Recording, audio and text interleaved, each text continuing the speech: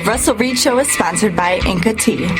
Inca Tea, this magical tea containing purple corn with its powerful antioxidants and thousands of years of Incan tradition. Inca Tea, welcome to the good life. I don't know who you are. I don't know what you want. If you are looking for ransom, I can tell you I don't have money. But what I do have are a very particular set of skills. Skills I've acquired over a very long career. Skills that make me a nightmare for people like you. It's the Russell Reed Show. You're simply the best. Better than all the rest. Better than anyone I ever met.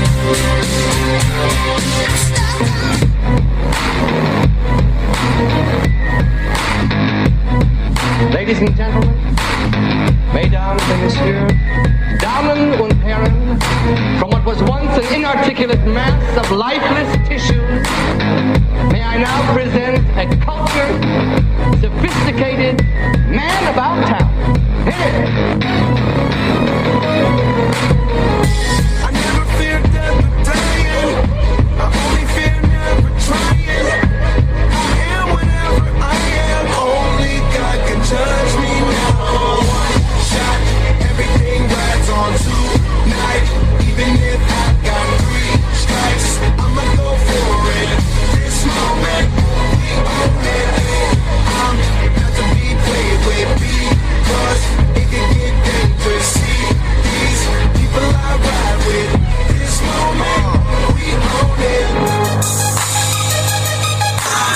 Live from the shores of Lake Erie in the heart of the legendary Agora Theater, it's time for the Russell Reed Show.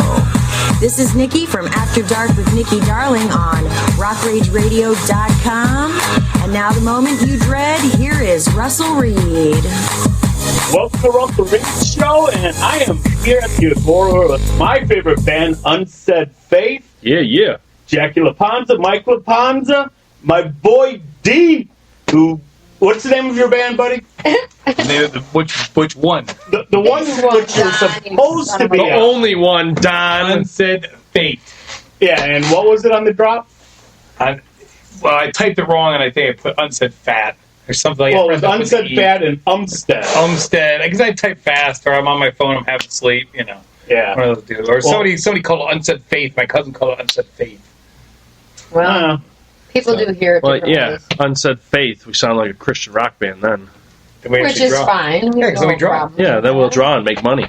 and we are on the beginning tour, leg of your tour with Mushroomhead. And where are you guys going from here? Actually, Bloomington, Illinois is next. Mm-hmm. Tomorrow is Bloomington. Which should be interesting. I've not played in Bloomington. Never played in Bloomington? No. You're not missing much. That's coming from football and being over there. It's just whatever. Now, seeing you guys are with Mushroomhead, and when you first all started out, what was your motivation to get going? Because I know, Mike and Jack, you're third generation. Your grandfather and your father were all performers, and you guys. Well, my grandfather owned concert venues, and then my father was in bands. Okay. So, I mean, inadvertently, yes, he was in music. My grandfather. He just wasn't a performer. Yes. Okay. And at least you didn't follow in the form of the Walendas. Google it. I was going to say that. I'm showing my age. Google it, and you'll go, okay. Yeah. Now, has your sound changed over the years since you've been, associated drastically? With yeah, immensely. Very much. Not just because of Mushroomhead, but we, over the years, found who we were. We used to be in a Blind Meat Santana, Rusted Root, like festive rock band that wasn't heavy at all. And then once that was over, it turned into people were trying to get us to become very much a pop rock band, which I wasn't. It took us some years to kind of develop what we were gonna be. All the influences that came in. Don Don actually was with us in, 2006? 2005, 06, and he brought his influence into the band, and we had Patrick Oles, which he brought some of his influence into the band, which kind of slowly developed me and my sister into, more of a harder rock edge as well. We always grew up listening to the classic rock, and my dad grew us up listening to all good music, and we just kind of slowly developed into what we are now. But it was so much changing over the years. Members fall out. You work with certain members, and they have their influence. their influence, and you're playing that kind of music, and then you play this kind of music, and then finally we developed. Got to a point where it was either, hey, you guys are kind of stuck in the middle of what station you could be played on. You have to either go more pop rock or more hard rock. Yeah, fall one way on the fence. Yeah, I mean, especially in radio, there's really no hard rock places out there except for college radio. Right. And to get your name out there, which is already out there, but when you're first starting out, that college radio, you got to really kiss a lot of butt to get it played. Yeah. God knows, that's where I cut my teeth 30 years ago. So it's a rough go. Yeah. And is it easier now than when you first started off? I don't think this business is ever going to be easy. No. I don't think it's ever easy. Easy is not a word. Easy, I think it's easier to deal with because over the years you kind of get that hard skin. You get tough skin because you get told you're going to get this and it falls through. You get told this is where we're going and it falls through. Oh my you get God, told all aren't you guys famous? You get told all this stuff. So you kind of just it's easier to deal with because one ear out the other anymore. You learn how to not expect, not count on something. You just the whole thing of rock and roll. You roll with everything. You got to roll with all the punches. As far as getting your CDs out there and your music out there, how much of a hassle is it now that, let's just say, someone in this room could just hit a couple keys on a keyboard and I could bootleg anything? I mean, find a way to find music without having to pay for it. I mean, is that's what's destroying the music industry in a nutshell? Really? Well, you know about that more than anyone. I mean, I think the coolest part about coming back to this band with that kind of question is this. In 06, I kind of took a turn for, in a way, the worst. I started producing records and getting in on the label side. And I really realized how much I hated the business after I did all that. And what really influenced me to come back to being with these guys, I left them to go venture into producing and stuff. I thought I was going to have better of a living and make more money. And I liked doing records, but it got to a point where the labels, everyone was telling me, and I was telling flat out, they were like, don't worry about the music. Just get these guys to sell. As long as their imagery is good, as long as this is good, as long as this is good, they'll sell. So we don't need you to produce anymore. Just get it out as fast as possible. So they give you, no budget, no time. Time is the biggest enemy in the world, and then they, whatever. So because of a lot of different influences now, which really excited me about coming back when I was just supposed to film for 2 shows last year, is now these guys, they have kind of like a we don't give a fuck attitude. And that's where that hard skin comes in. And that's what got me excited because the irony is Patrick Oles, who's in the band, and me came from this band called Gatlin. We had so many rules. We had to write a song. We had to get to a chorus in a certain section. I couldn't do a promo picture unless I lost 10 pounds. This label wouldn't sign us because of this and this. And no matter what happened, it was like, it was so bad. So we had those rules coming into this band because we're thinking on the same level.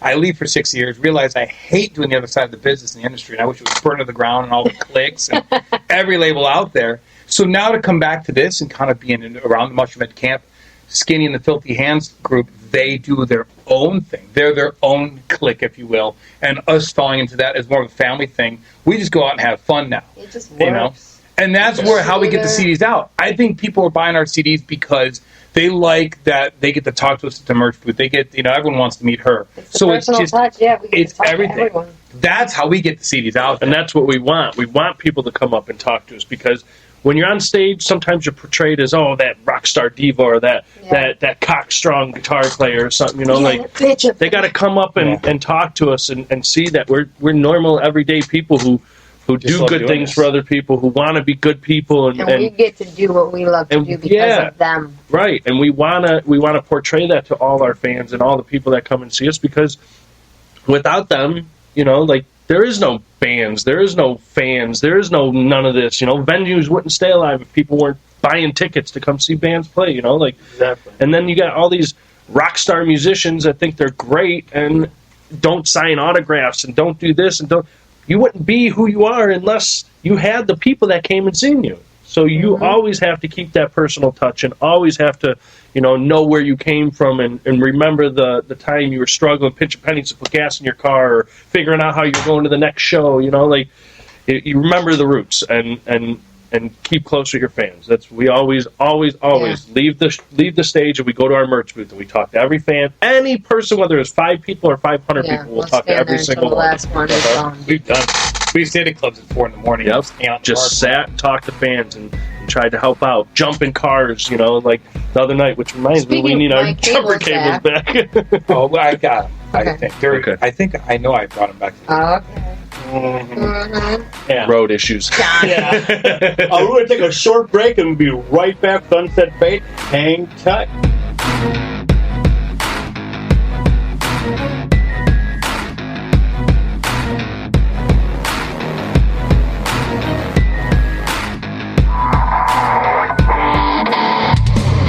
This is Jackie Raponza from the band UnSaid Fate.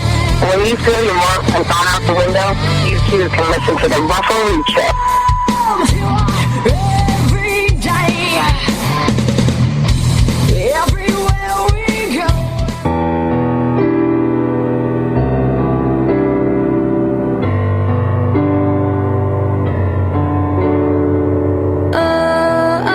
Always, I thank you. You never lived in vain. Always, I will cherish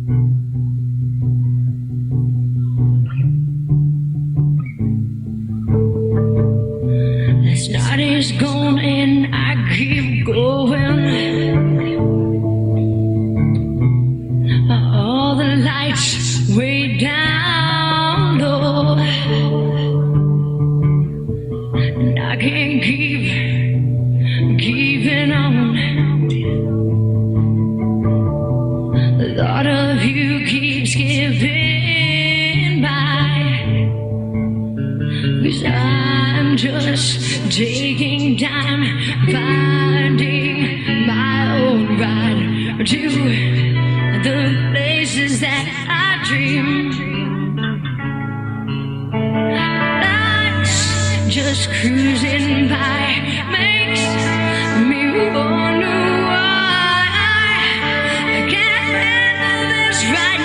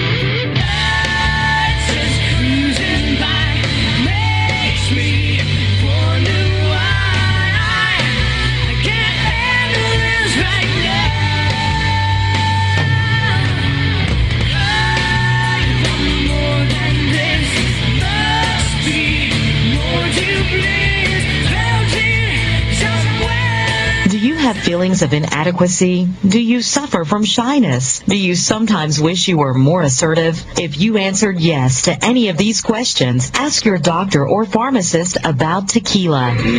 Tequila is the safe, natural way to feel better and more confident about yourself and your actions. Tequila can help ease you out of your shyness and let you tell the world that you're ready and willing to do just about anything. You'll notice the benefits of tequila almost immediately, and with a regimen of regular doses, you can overcome any obstacles that prevent you from living the life you want to live. Shyness and awkwardness will be a thing of the past, and you'll discover many talents you never knew you had. Stop hiding and start living with tequila. Tequila may not be right for everyone. Women who are pregnant or nursing should not use tequila. However, women who wouldn't mind nursing or becoming pregnant are encouraged to try it. Side effects may include dizziness, nausea, vomiting, incarceration, erotic lustfulness, loss of motor control, loss of clothing, loss of money, loss of virginity, delusions of grandeur, table dancing, headache, dehydration, dry mouth, and a desire to sing karaoke and play all-night rounds of strip poker, truth or dare, and naked twister. Warning, the consumption of alcohol may make you think you're whispering when you're not. Is a major factor in dancing like a retard. May cause you to tell your friends over and over again that you're in love with them. Also may cause you to think you can sing. Alcohol may lead you to believe that ex-lovers are really dying for you to telephone them at 4 in the morning. Alcohol may make you think you can logically converse with members of the opposite sex without spitting. It may create the illusion that you are tougher, smarter, faster, and better looking than most people. And it may lead you to think people are laughing with you. Alcohol may cause pregnancy, and it also may be a major factor in getting your ass kicked. So what are you waiting for? Stop hiding and start living with tequila.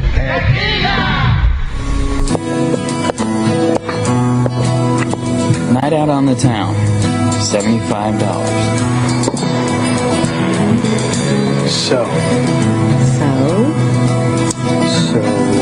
how about a blowjob? Having the nerve to ask such a question? $12 bottle of wine. Are you crazy? My parents might see. Come on, who's gonna see us at this hour? I'll return the favor. Wait, can you imagine if we got caught? Oh my God, what my dad would do to you. There's nobody around. Everybody's asleep. No way, it's way too risky.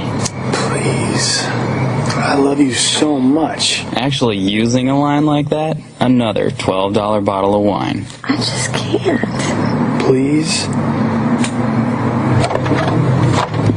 Dad, Dad says to go ahead and give him a blowjob. Or I can do it. Or if need be, he'll come down himself and do it. But for God's sake, tell him to take his hand off the intercom.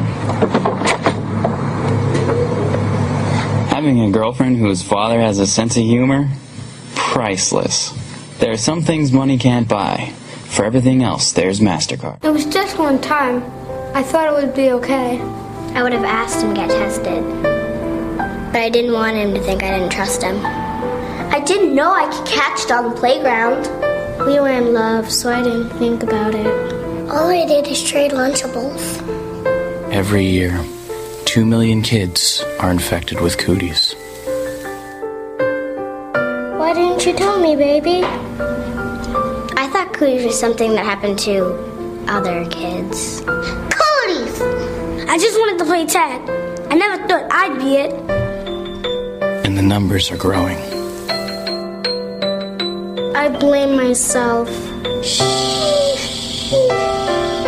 I made a big mistake. And even though a vaccine is available, Circle, circle, dot, dot. Now you're at the cootie shop. most children never get inoculated. You may have cooties and not even know it. I wish someone had told me. Speak to your kids about cooties before cooties speaks to them first. What do I do now?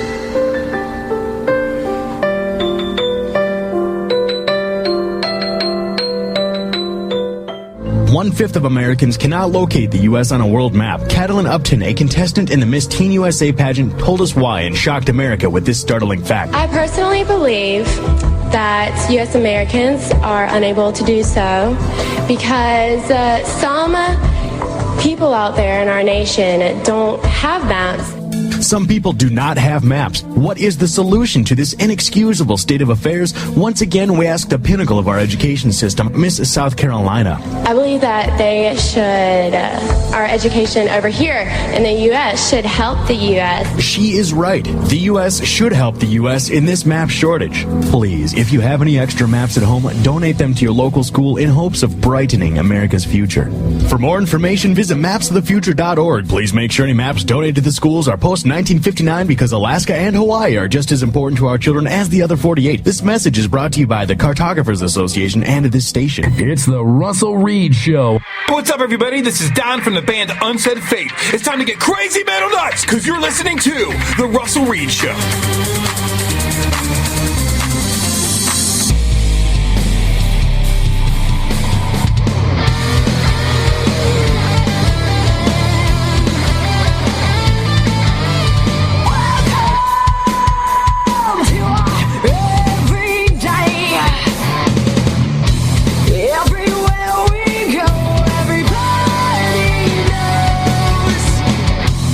We don't stop up all night, keep it rocking.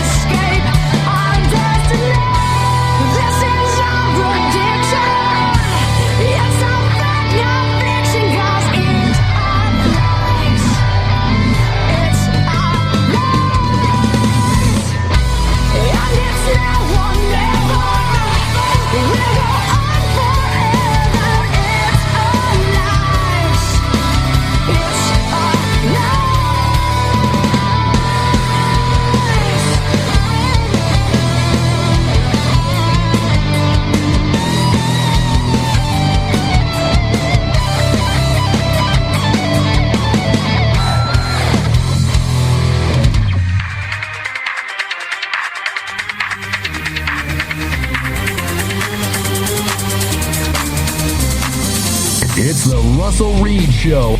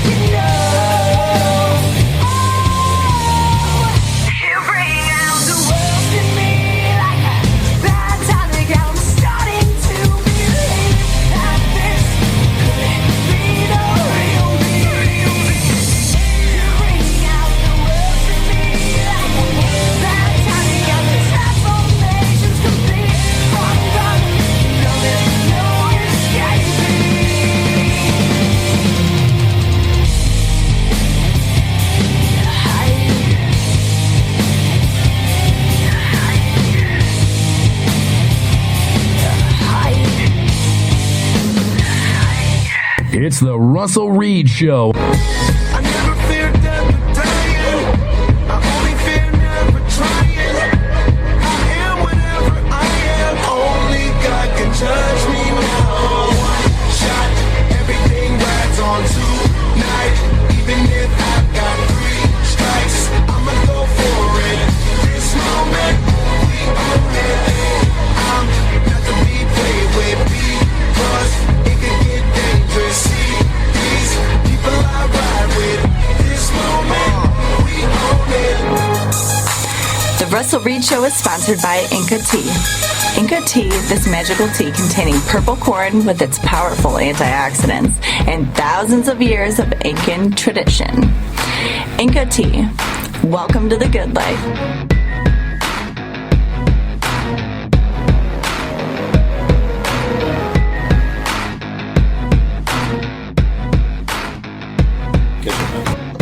Welcome Welcome back to the Russell Reed Show. I am here with UnSaid Fate. UnSaid Fate, Don. You guys are heading out after the show for a nice little tour. Now, you all travel together. Correct. Unfortunately. That's where I'm going. My sister and I get along as well as the Muslims and the Jews do. We have hatred to the nuclear capability. Now, how do you guys get along on the road? Yeah, to tell you the truth. Well, he listens to me because I have big muscles. And we've and always very loud mouth. Very big mouth. I'll agree with you there. We always have gotten along. We do a lot of things in life together, as far as run a bar together.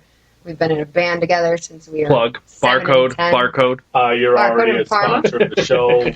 I already have a commercial cut. Don't worry about that.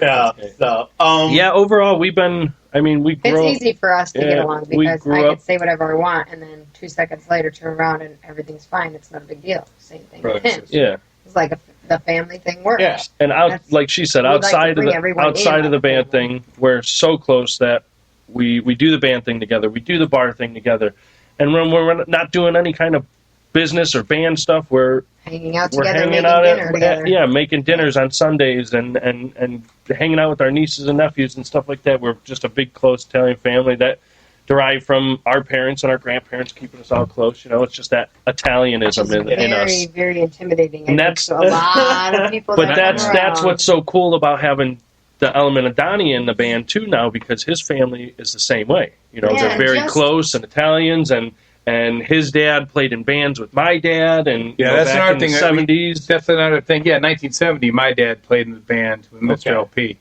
So they already knew each other before we were all even born. Yeah. Okay. You know, way before we were all even born. Yeah. Then we met Donnie, and then we found out Donnie's dad was friends with my dad, and it all locked it together. And some of the tours. One little thing about barcode: when you go to sleep, make sure you have important phone numbers in your sister's phone. So when coolers go on the fritz and you're asleep and not answering, she's not losing her mind. Listen, I can't deal with everything all the time. She's got to pick up some responsibility somewhere. That thing was a disaster. I had to find the number. It was terrible. You know, that's the funny thing about hanging out with these guys. There's always I thought my life was chaotic because it's like 24/7. Every time like I call, I'm dealing with this. No, I guess the house is flooding. Oh no, the bar just caught on fire. I mean, no matter what, every time I check out all these guys. The funny thing is, literally last night until 6 a.m, I was helping my brother drain his house. His house flooded 3 feet of water last night. Jackie showed me the picture. Was it Jason's or Matt? Jason's. Horrible. Yeah, it looks awesome. Yeah, so the Mercedes too.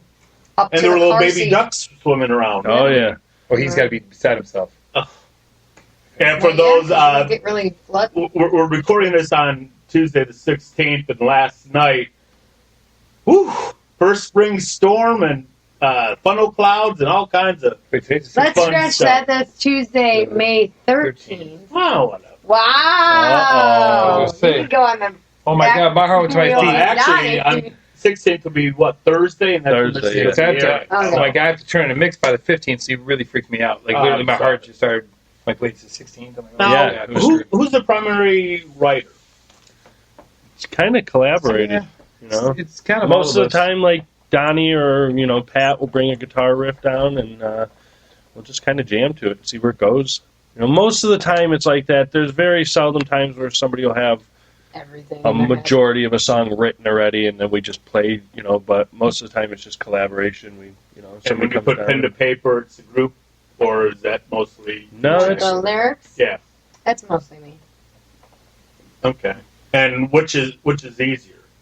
Do you come up with the lyrics first and just kind of let them think about it? Most of the time it's these guys just jamming and I'll start thinking of something. And it'll either just start rolling out or we'll record something and then I'll take it home and try to write to it. And then we might as well just scrap that song because she never writes lyrics. Oh, fuck yourself. and it's funny because about the writing too is like I've been writing songs for years, and sometimes it's easier to put like a story in first, like where you could I could maybe give her a story, so maybe I went through and say, hey, here's this story here. twist it up and put it in your own words. And then it's sometimes, depending what her story is, it's easier for me to write. There was one of the songs we had, I don't remember which one it is by now, but when I was in the band years ago, she had a song written about something, and then sometimes I could just hear like what a riff would sound like around that story. Like I think, like you kind of paint a picture, you know what I mean? Yeah. So yeah, that and like some of the new stuff we're writing, which is very, very like straightforward power. We're going to try that because I've got a lot of riffs, and versus just putting it all together first, I want to hear some of her stories and give her some, angles to write on, and then put those musical parts to that. Try a little different this time. Now, I've asked both you, Don, and you, Jackie, this question. We'll let your brother hear the answer. As a lot of people know, you're with Skinny from Mushroomhead. Correct. Who is the better drummer? I know the answer, and they came up with it. I'd like you to hear what your bandmates have to say. Don?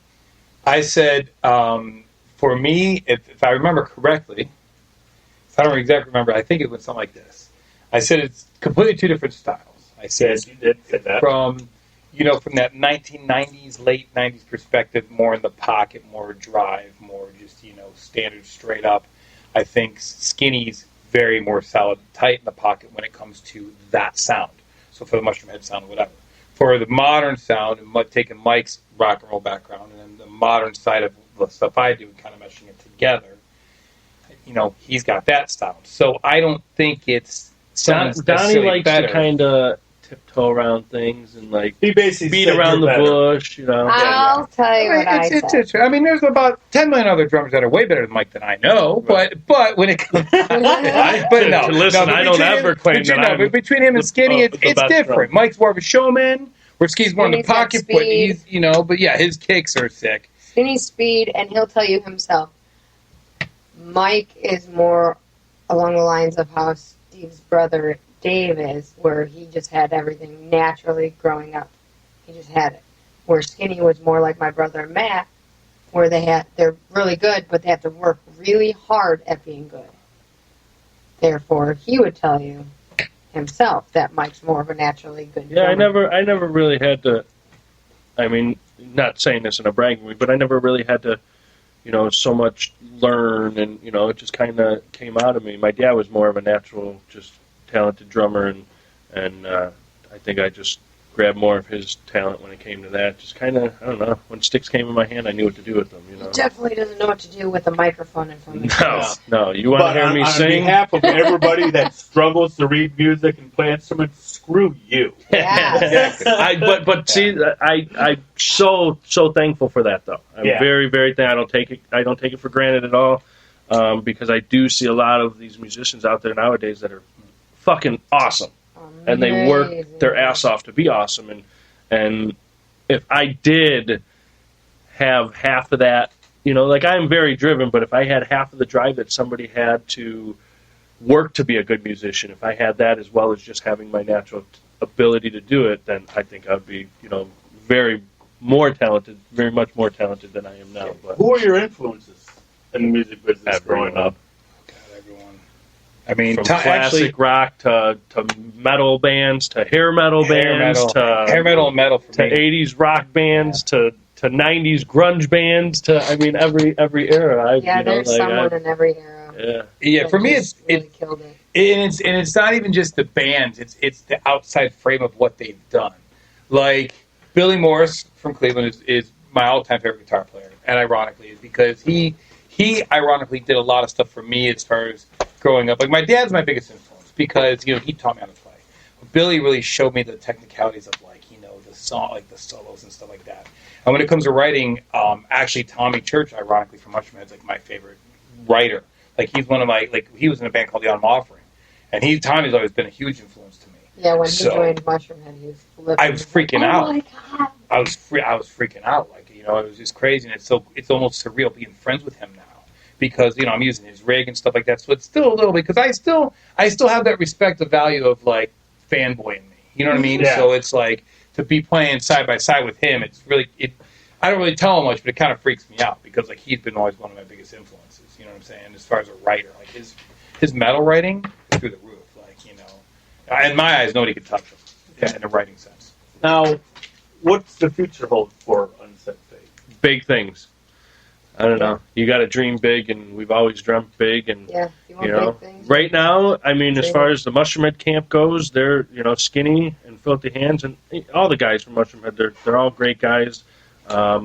Huge platform for us to launch. Yeah, literally, they've been literally took us under their wing, and they've been guiding us along, and doing a lot of big things for us. And where a lot of people have taken money from us and done dick with it and screwed us over and built houses and everything else, but whatever. You can't dwell on the hate, and you can't dwell on all the bad things that happen. We're looking forward and looking at good things to happen, and they've been slowly on an uprise, and Mushroomhead's on an uprise right now, and we're kind of catching on to their coattail and using it for whatever we use it for. Skinny's been doing great things for us, and we thank Skinny and all the guys from Mushroomhead and Filthy Hands and all the crew, Robbie and Nino and Jace, and and Nino's been playing with us for this tour because Pat and Donovan couldn't make it.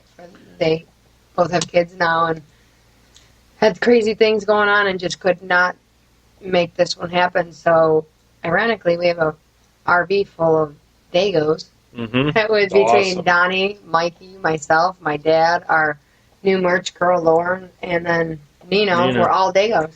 Now, Jackie, you were fortunate enough to travel to Australia with Mushroomhead because you are on their new single. And recently to Moscow. Yeah, well, I was going to get to that. Just for the short bit we're sitting here, you twitch an awful lot.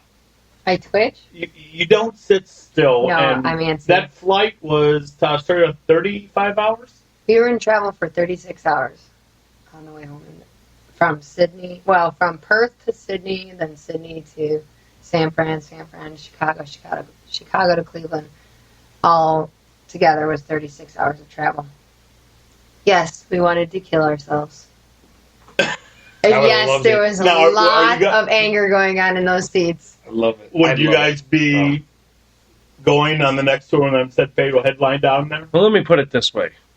If I'm not on a plane, I quit. I love to stay on a plane for 30 hours. That means I don't have to be at this computer for 30 hours behind on mixes and mixes and mixes, which I'm very thankful that I'm very busy. But I never get away. Now, as far as fandom goes, what's the strangest?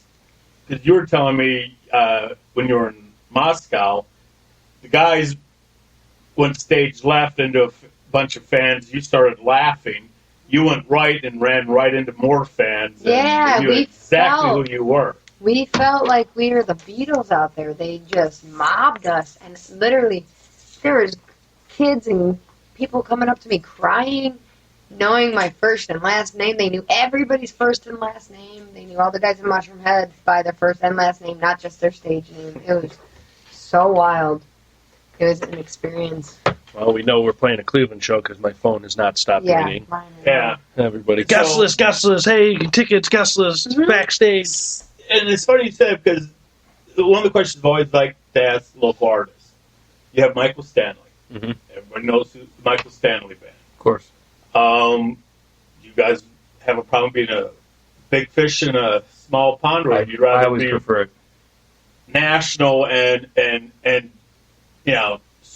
I don't want to say struggle, but be like everybody else, having to really cut their teeth that no one's ever heard of?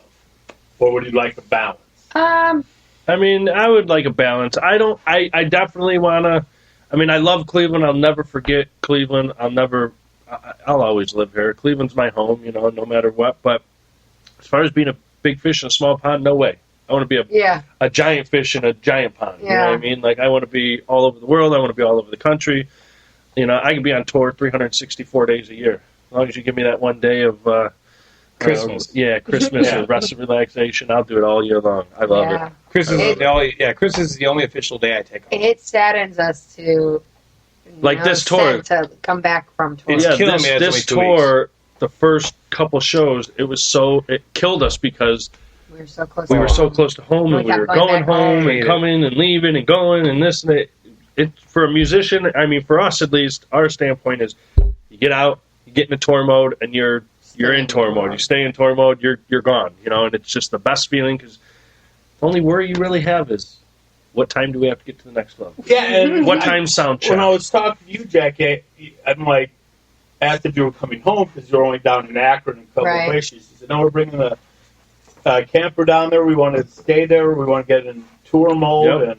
Yep. Yeah, there's a lot of people don't understand tour mode. They're, why don't we just go home? You're in Akron, Ohio. Because it's hard to explain, but once you get into that mode and you leave, You're ready to be on the road. Yeah, you have all your shit with you. You're it pulls the life out of you. You know, like you're on the road. You built it up, and then you're back home. You get home. Then you're on the road and you built it up, and then you're back You home. deal with a bunch of bullshit that you thought you were not going to have to deal with for a couple weeks. Yeah, and I had to I got here. I came here. I snuck here at 4 a.m, and I locked my door and didn't even let anybody know I was here till today. Because if a band finds out I'm in the studio, they're gonna be like, "Oh, we need that remix, or can you do this or this or this?" Or can we come and cut a track real quick? Just track real quick, or just let me get that one vocal or whatever, blah blah blah blah. Or can I jump in and do that voiceover for the Russell Reed show? I mean, little things like that happen all the time. You know what I mean? And it's like, it's just. I was actually ripping on because Julie called me at the day. I'm like, yes, let's do this for Russell. Okay, get in here. It's only going to be a half hour.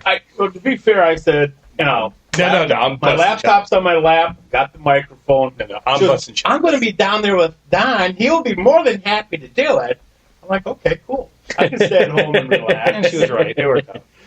Yeah, and we had some fun with it. No, it was actually a blast. I was just busting your chops. Oh, I know. I busted yours. Now, absolutely. I just, knowing Don, just by how he looks, how annoying is it being on the road around 8 o'clock on Monday nights when he gets twitchy to watch his wrestling? Well, Warrior! Yeah, he does this shit on stage. Oh my God! Every night. It's not annoying. That's his thing.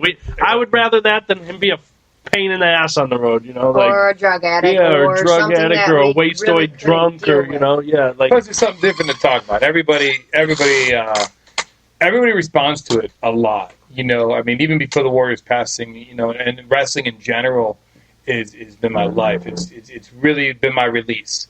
Music was always my love and passion, and now that's kind of turned black, and I do it for the love of my friends, and I love performing. The business of it's done for me. So it's like I can't, if I go watch a band like a Slipknot, now I watch them go, God, their fucking manager's an asshole, or this guy's a dick. Right? I can't. Yeah. So wrestling's the one thing I could be a fan of, and I could be a true fan. Now, and when the other bands are there, and I close on them from behind, or whatever, I go in wrestling mode. It's just a blast. I mean, I do shove down people's throats. I love it. How many chairs have you hit them with? Well, that's my job. He's the one. Yeah, he's the one. I mean, some of the other bands I've toured with, some of those dudes, they get really rowdy, man. They've knocked me off stages before, because we throw the act and whatever, and I'll do that to Pat once in a while, our guitar tech Kyle, I'll throw my guitar to him, and I'll jump off the drum riser and crack Pat with an elbow. I mean, oh yeah, I mean, I'm all. I mean, it's my life. I love it. I wouldn't change it for the world. When you guys get back from your tour, going to hit the studio and cut another CD? Hopefully, we were just speaking with Skinny, Go. and we're going to try to get. They have Mayhem Festival coming up here. July and August. So he wants us to use the studio as much as possible. Yeah, while they're gone, we're going to get in the studio and just try to get some tracks down so that when he comes back, we can get something going and hopefully get it out. Yeah, keep on this uphill. Are you guys going to be touring without Mushroomhead this summer?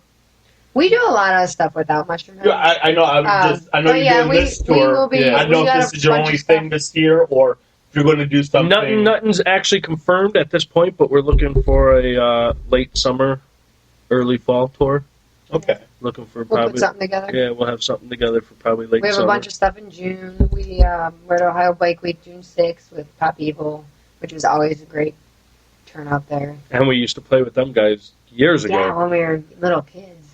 When they're opening for us. Mm-hmm. Now they're big rock stars. When they were opening for us. You were opening. No. They opened for you. Pop Evil used to open for us. I still have flyers and shit all over the basement walls downstairs. Those dudes were touring they used to stay at the hogs. house. That's at my cool. parents' house when we all lived there. Yeah, those dudes were touring hogs back in the day. They were just get in the van and go. Mm-hmm. So. We knew Jamie real well in that band, but I don't think he's with them anymore. No, but the other guys are still there. Yeah. And final question: how much? A lot of people like the road. Some people don't like the road. Love it. Oh, you definitely weed out the weak. The three weed people out the sitting weak. in this room are all on the same page with being on the road. We don't want to get off the road. Yeah. There's no stress. There's no problems. There's no issues. Like I said, the only worry is what time we got to be at load-in. What time sound check? You know, I mean, how easy of a life. You know, I got to deal with here and there stuff. We got to deal with the bar, phone calls and It's a stuff. different kind of feeling than the shit we have to deal with at home as far as our responsibilities. We have a lot going on in our lives. And we've always talked about doing this. And this has always been the goal and always been something that we weren't ever going to let anything else get in the way of. No. And other people don't see it the same way. And it was never if this happened. when. It was when we start touring, when we make it big, when we do, like we still think like that. And you have to think like that because otherwise you're going to end up have with that plan doubt. B. You have that any kind of, you have to have 100% motivation to be like, we are going to do it no matter what. Nobody's going to tell me or us that we can't do it because that's just going to drive us even harder. Well, and that's where I came up with the name UnSaid Fate. Okay. To me, it means we now are creating our own destiny. Fuck everyone else's opinions. That's why we joined. Yep. Because the tours I've done, this is a godsend to me. I mean, I've gone on the road for 60 days at a time. I mean, I've toured in a van that didn't have lights, where we could only drive during the day. I mean, who's the driver? Well, actually, us three. Yeah. You're Us looking three? at Okay. it. Us three. Yeah. Okay. He's been doing the most on this run so far. It's the Akron. Listen. Jackie's got some drives under her belt, ready to go. Oh, she's ready. She's ready to. Who's the last one to show up for the leave? You're supposed to be somewhere. We're leaving at noon. I don't want to mention any names, but is she in this room? The initials begin with Jackie LaPanza. Okay. Who are you fucking kidding? Wait a minute. Who are you talking about? I mean, these two are pretty bad. I was going to At get least ready. my name's not Matt LaPanza. I'm the on-time one. Whatever. I am not. I'm always Yeah, late because alright. I've always got so much stuff going on. But however, once I'm on the road, I mean, I'm ready to go. I'm always the first to get there's dressed. nobody really late once we're on the road. There's I mean, you really can't be. You're on an RV. Yeah, you're all Nobody's pretty much really in the same place at the same time. No, I asked that because I have 15 years of coaching semi-professional football. Nice. And when the bus was supposed to roll out at 6 o'clock, right?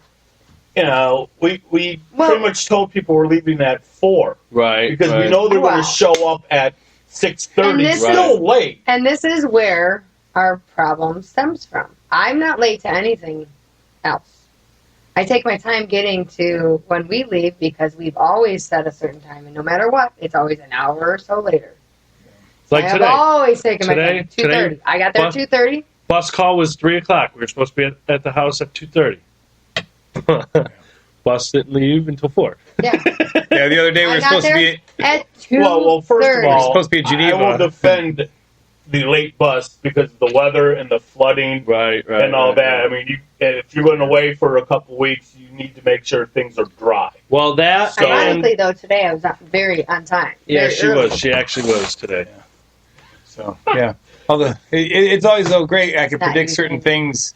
You know, like when we're practice at 7, and me and I Nina will could go be to sitting in practice. Don's driveway Oh yeah, or in the studio parking lot. and you know what? It always happens at the last second. I'm on my way out, buddy. I I'm on my way.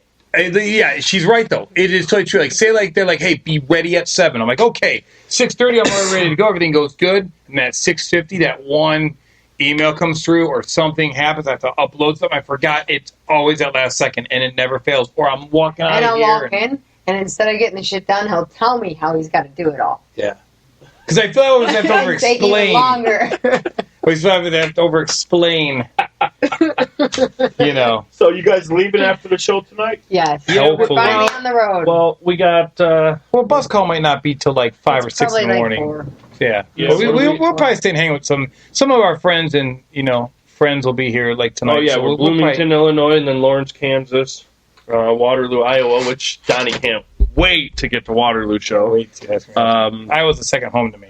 But yeah, I don't think it's a real long drive tonight. It's probably only like 5 hours, maybe 4 or hours, 5. 5 Yeah. hours. So our bus call probably be about 4 or 5 today. Yeah. Is it 6 hours? 6 6, 7 hours. Then our bus call probably be at 5. Yeah.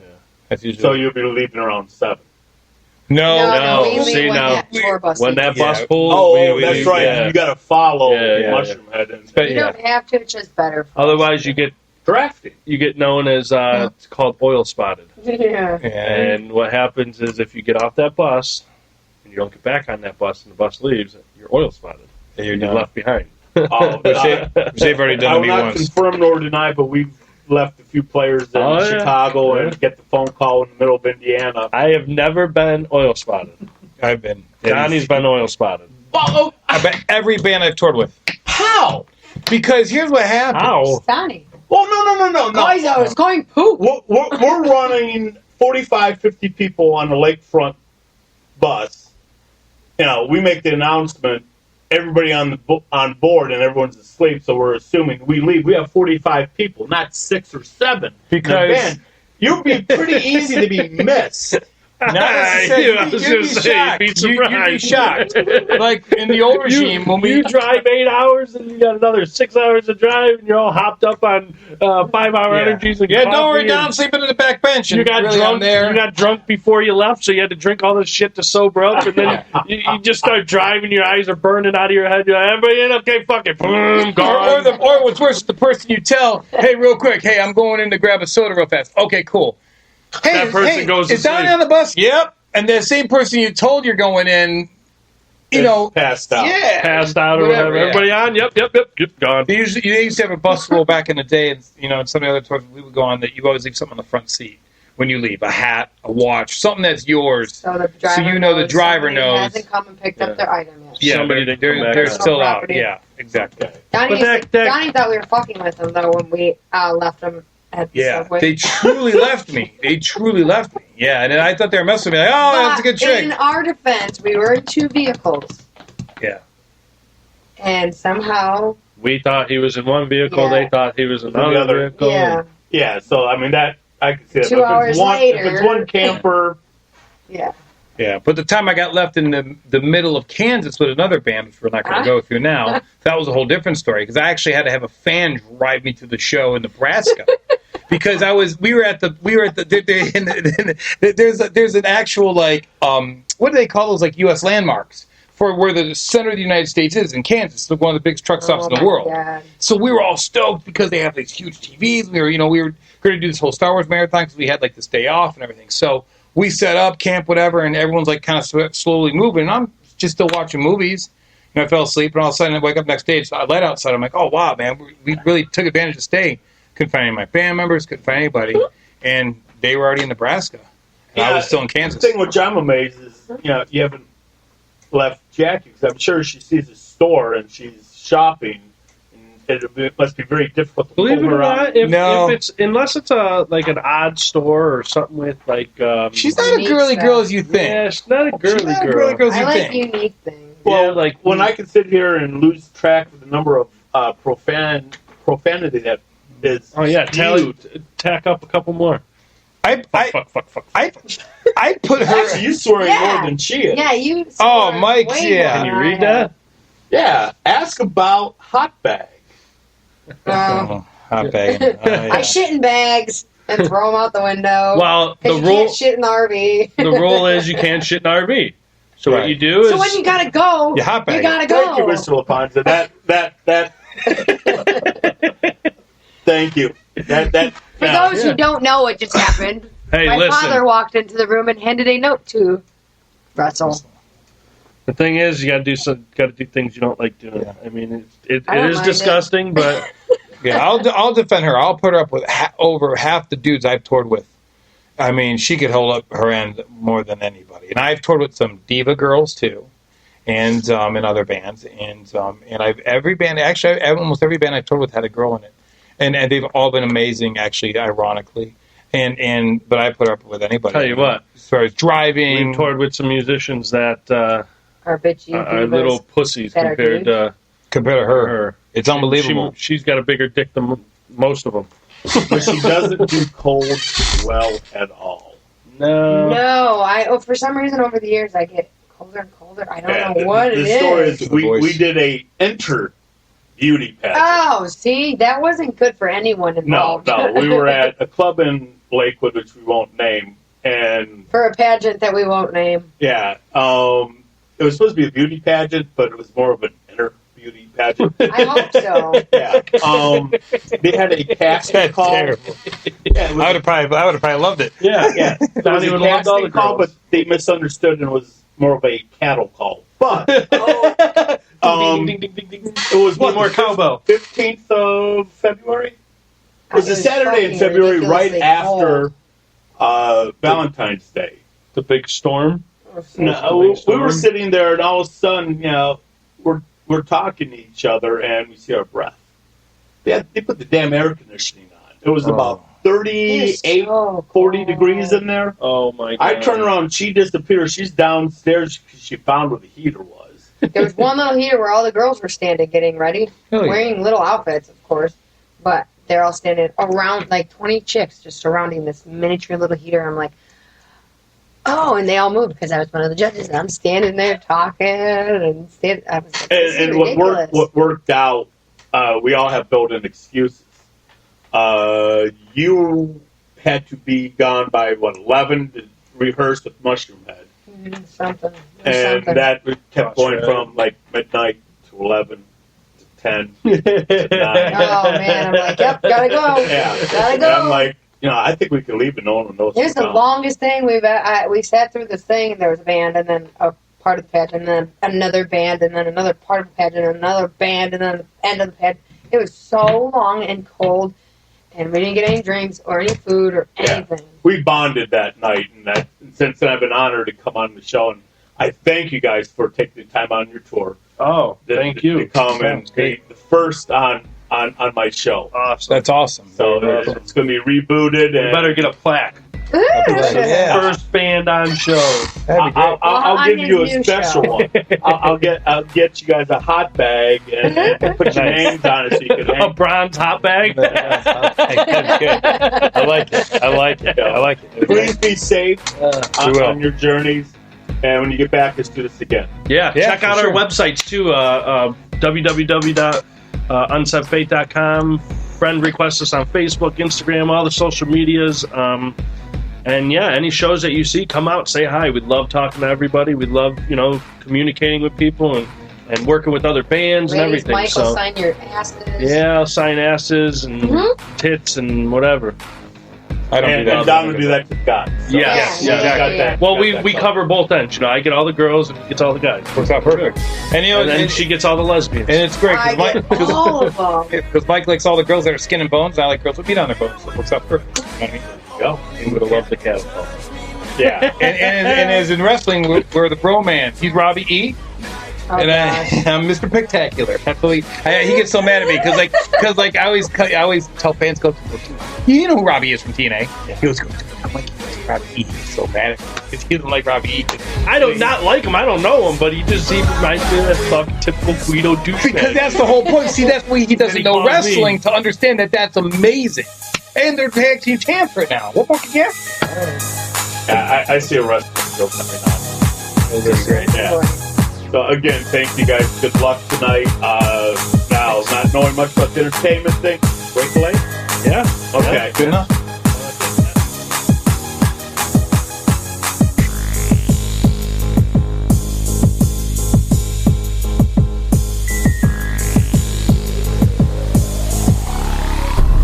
If we look to the answer as to why for so many years we achieved so much, prospered as no other people on earth, it was because here in this land we unleashed the energy and individual genius of man to a greater extent than has ever been done before.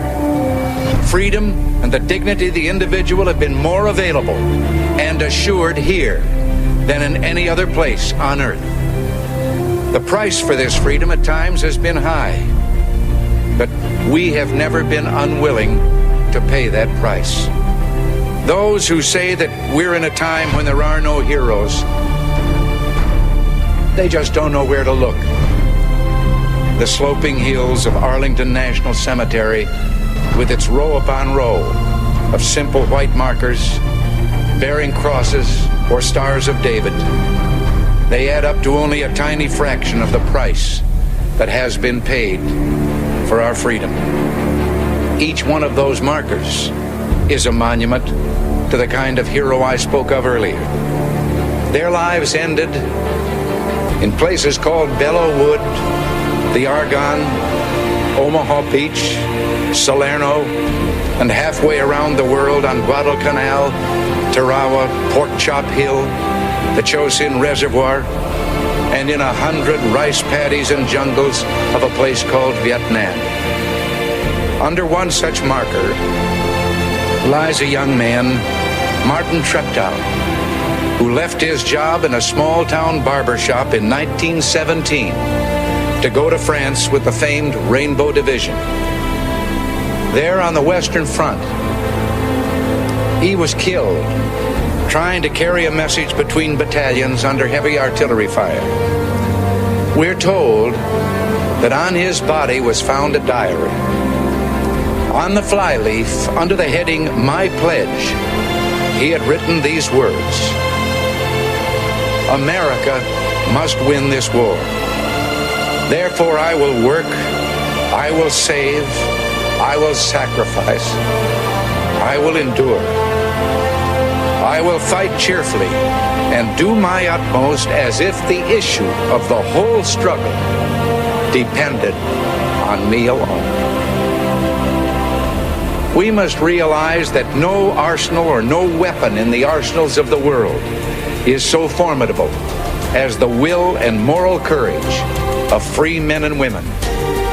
It is a weapon our adversaries in today's world do not have.